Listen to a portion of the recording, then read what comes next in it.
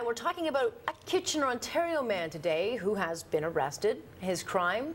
Well, his daughter drew a picture of a gun at school. Police hauled him away to the station, strip searched him, all because of his 4-year-old's drawing. So let's bring in Brian Dunstan, who's been following developments on this story. And the more you hear about this story, the more ridiculous it comes. If it were not such a, threat to this guy's life and reputation and the well-being of his daughter, it's ridiculous. Absolutely.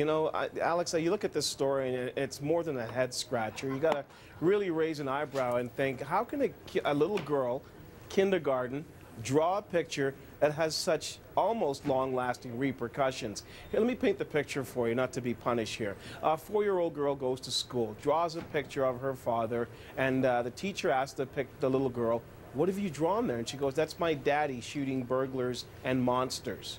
Teacher takes the picture to the principal. They call Child Protective Services. Child Protective Services calls the police. Father comes to the school to pick up his kids. Gets taken to the principal's office where there's 3 police officers waiting for him. Arrested, charged with possession of a firearm. Handcuffed, walked out of the school, taken into the back of a car and all the way to the police station where he's strip searched. No weapon was ever found. Now, there's some question as to whether their house was searched. That hasn't been determined yet. But the man who was arrested, Jessie Sansone, only signed a release after he was released. So there's a lot of questions about whether the authorities even had the right to do what they did.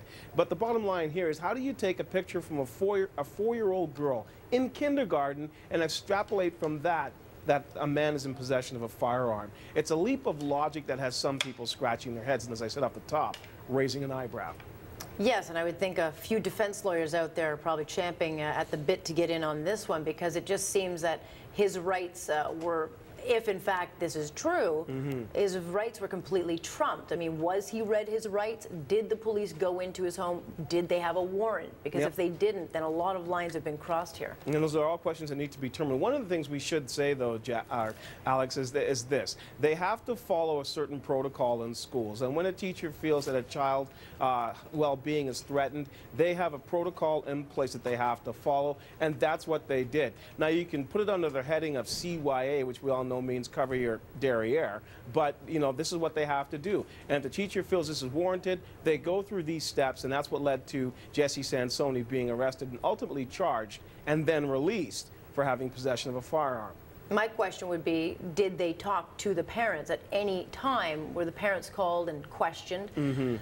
Well, as near as I can determine, Alex, that was never part of the process. They went right to Child Protective Services, who went to the police. Police showed up, and boom, Jessie Sansone was taken away. Further to this, too, the police went to the home and brought the mother with their 15-month-old child, who was already at home, to the station. The children were taken and questioned. The mother was sitting there not knowing what was going on. All she knew that her husband was in custody and charged with something. She was unsure.